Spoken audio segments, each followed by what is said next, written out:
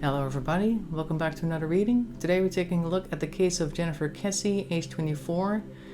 Jennifer went missing on January 23rd in 2006. Apparently she had called her boyfriend, I think he was the last person to talk to her, the night before around 10 p.m. They had a phone conversation. After that, they never heard from her again. The people at work were getting concerned because she hadn't shown up that morning to a meeting that was fairly important that she would not have missed. And so they started calling around. Her parents got concerned, and they started calling around as well, calling the landlord to check out the house as they drove over there. And when they went in there, they found that she had actually prepared herself for work that morning, and everything just was in order, nothing was missing, and her car had been taken. And at that point, they didn't really have any more information than that until they actually found the car a few days later. That Thursday, somebody called in and said, hey, there's a car here that's parked in my apartment parking lot, and it looks a lot like the car that I saw on the news. Could you come and take a look? And so they did, and that wasn't apparently her car. So her car was moved about a mile and then parked at that place. As far as I'm aware, she has no connections to that location whatsoever. So they checked the cameras around that parking lot to see if they could find anything about her or if they could see her on there. And they didn't see her, but they did see a person parking the car there. And for whatever reason, the fences and everything were set up in such a way that the cameras could not get a clear view of this John Doe. And so far, we have no idea who it could be. The boyfriend was ruled out pretty quickly. I believe a couple of exes also ruled out pretty quickly.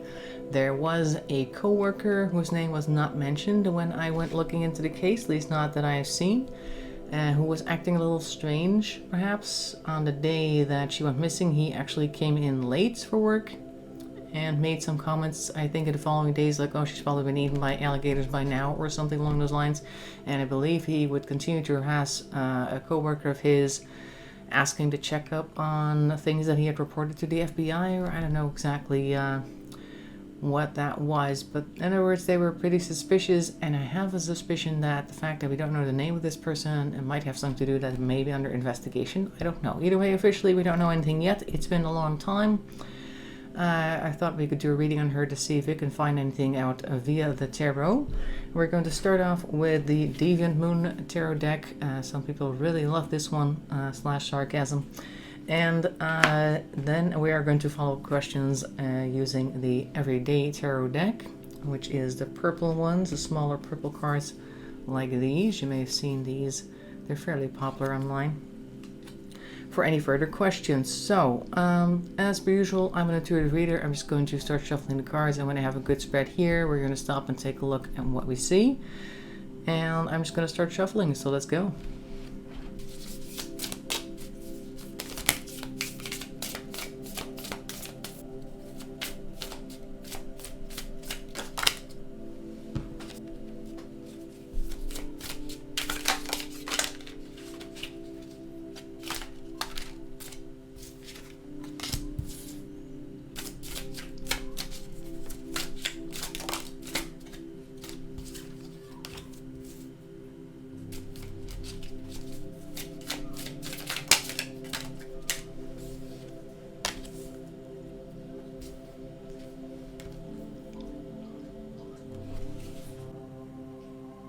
Alright, let's take a look what we got.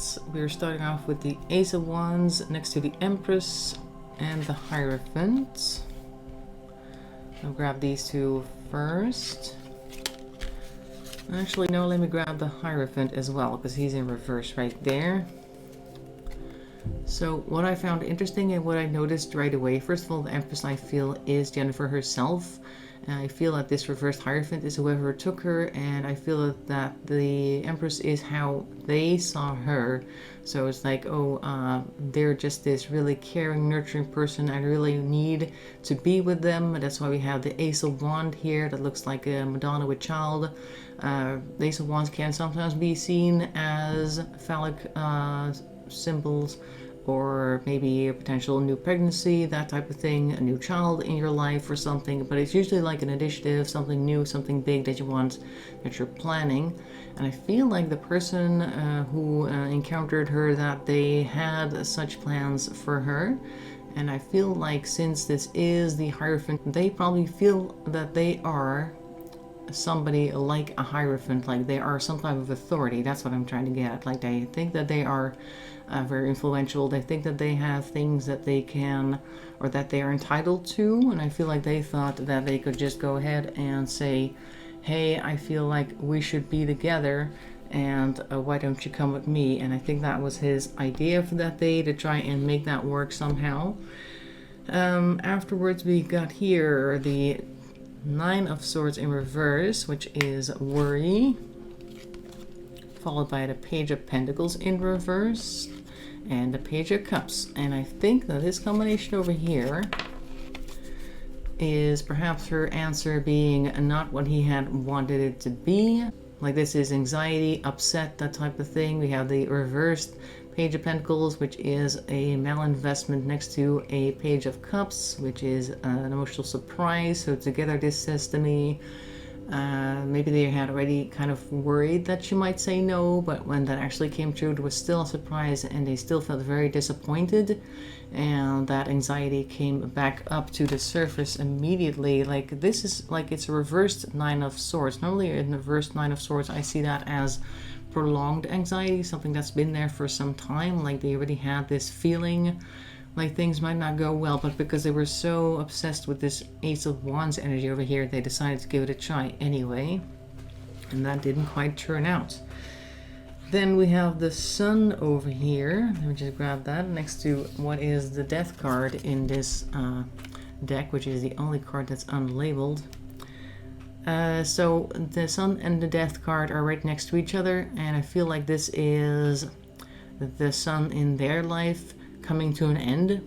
And I mean that as in they really felt like they had a chance here, but that ended up falling through, and so that was the end of an era, the end of the Sun in his life, or their life, and so that needed to change. That changed. And what happened was we have here the Eight of Wands in reverse. Now the Eight of Wands is usually quick thinking, harvesting when everything's right, but you can see they've got the scythe out. There's messages coming in. It's a lot of active energy. We're on the go here. We got plans, we're doing things. It's very hurried, almost like a chariot card, like things are moving all of a sudden.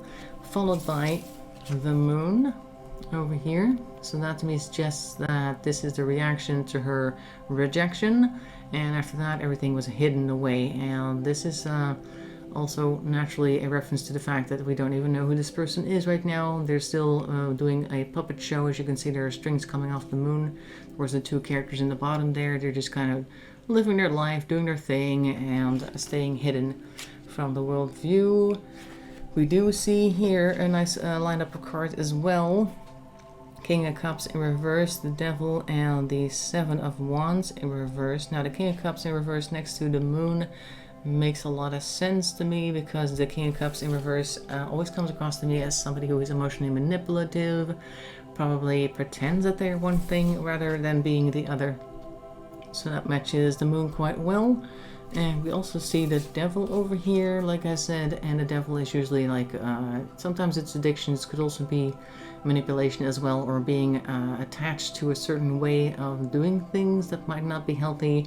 It's a bondage type thing. You're kind of connected to something, and you might even feel like they have some type of connection to the Devil himself, because we saw here in the beginning that they thought that they were quite the catch. As you can see, the Hierophant, if they feel that they are a Hierophant energy, then they think that they're very high up in the totem pole, but probably reality is not quite that.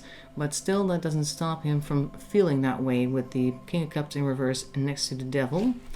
Like I said, we also have here the Seven of Wands. Normally, Seven of Wands is like a jealousy card, and I think that this is representing the feeling that people are always out to get him.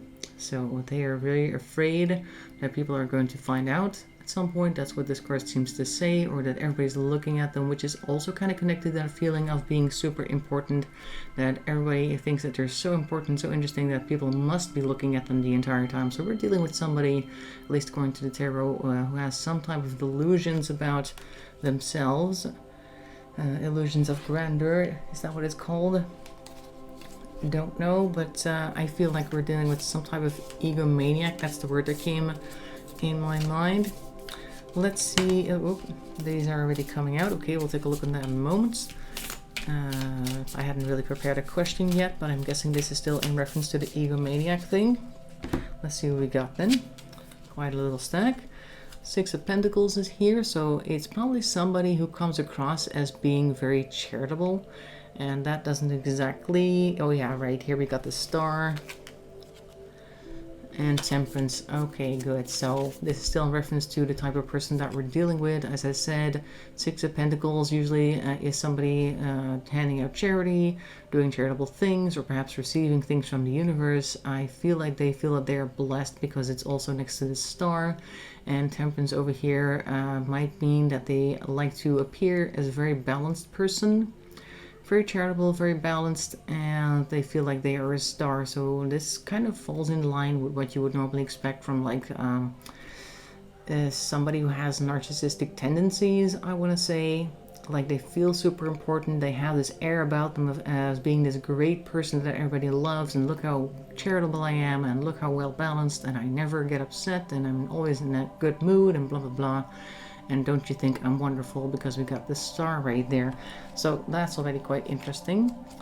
We're gonna put that over here. Let's see, because they are worried that they're gonna get caught. Why don't we take a look and see if we can find anything about that. Are they gonna get caught ultimately? That one jumped out. Let's see what we got. Oh, there's two of them.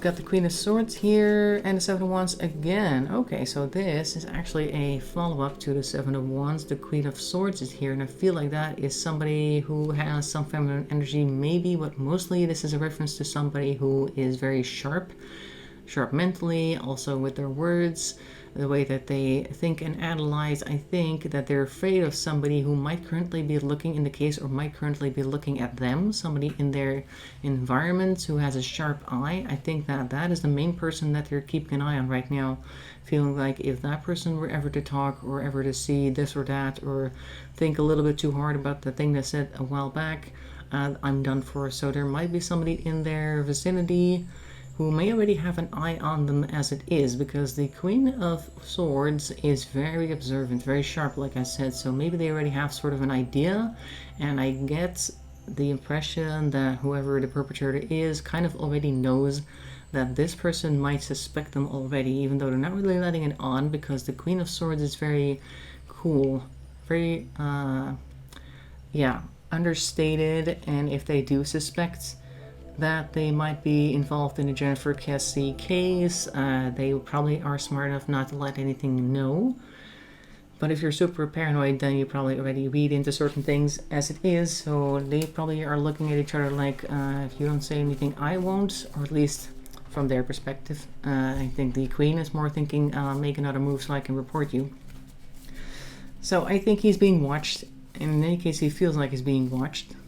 And hopefully this Queen of Swords is aware, or has some idea that this person might be related, and they are like quietly gathering information, because that would really help. Let's see what else we can find about that, if they are going to get caught some points.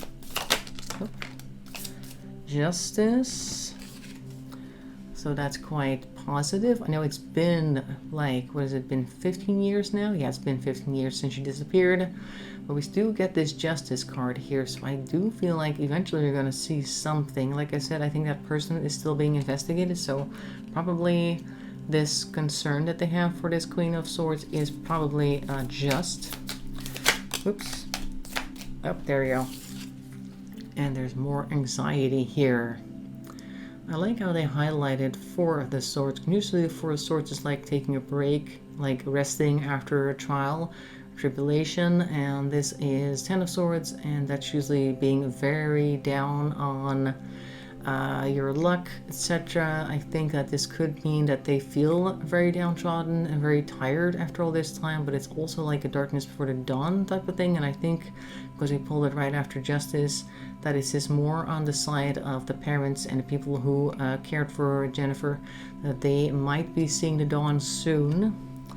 Let's put that over here with the Queen. Okay, what other questions would you like to ask? Did they know each other beforehand? Let's see if we can find anything about that, because this may have been a random person who has been observing them, or they may have met in the past. Let's see if we can find about that. Oh, we got 2 cards. King of Swords. Oh, you got 2 kings here. The 2 kings around. King of Swords is in reverse, and then we have the King of Cups right next to that. That's interesting, because it's both a male energy, and since we've got 2 kings, it might be that they know somebody through somebody. Like, I don't think that this is Jennifer, or that this is Jennifer. I think this is the perpetrator right here. And I think that this King of Cups might be somebody who is friends with this person. Maybe that they are not aware of the King of Swords' tendencies, or the way that they present themselves, because it is once again a reverse King of Swords. That means they are good at manipulating with words as well. They're probably fairly smart, able to fool people, and I feel like the King of Cups knew Jennifer, and they kind of like introduced them through them. Like they knew, they were like connected to them somehow, and like they maybe have told him about her. I don't know what the connection would be other than that. So they were talking about people, and Jennifer came up.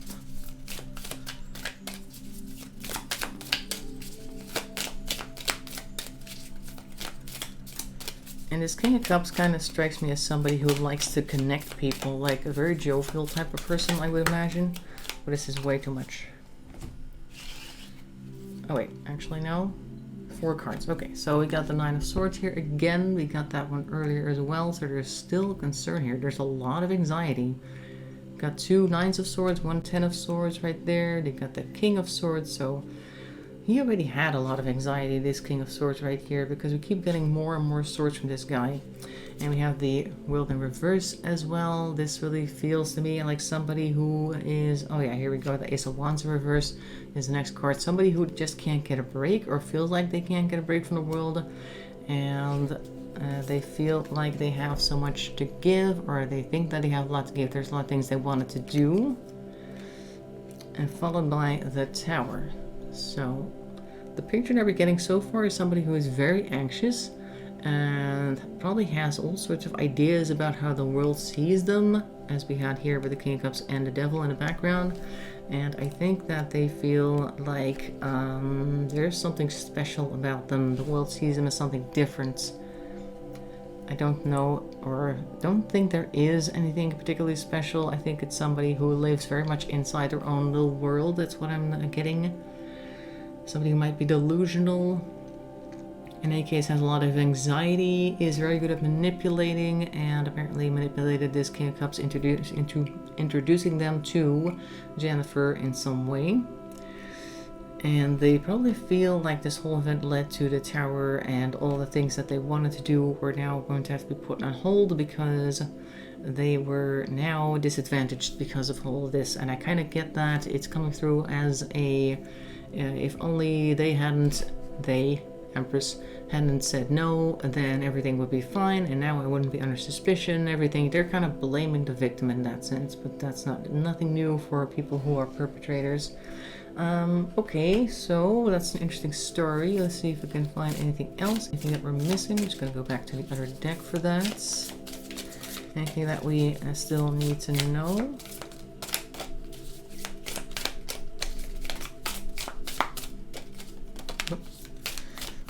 One of them here. Yep, the star is back.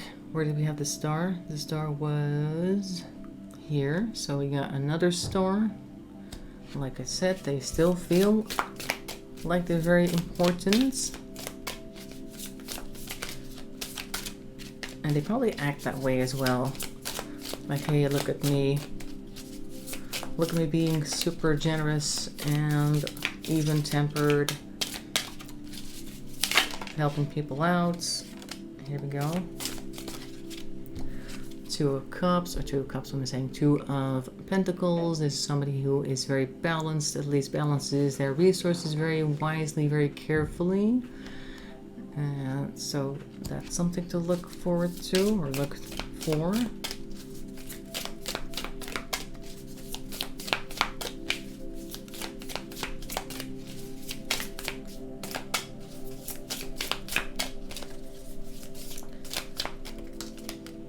Okay, last card is Judgments. So this is kind of the same vibe as we got from the Justice one over here. Like, they fear judgments, but I feel that it's going to happen at some point, and they probably feel very judged on a day-to-day basis as it is. Like I said, the star energy over here, they really feel like people are looking at them, perhaps for different reasons that he thinks that they're looking at them for, but still, they feel like they're in the public eye, and they feel people are coming for them. And probably they will. Eventually, there will be some type of judgment for them. So that's what I'm seeing for the Jennifer Kesse case. Hope you found that interesting. Make sure to leave a comment and a like. That would be great. That really helps the channel along. In any case, thanks for watching, and I'll see you in another video, and bye-bye for now.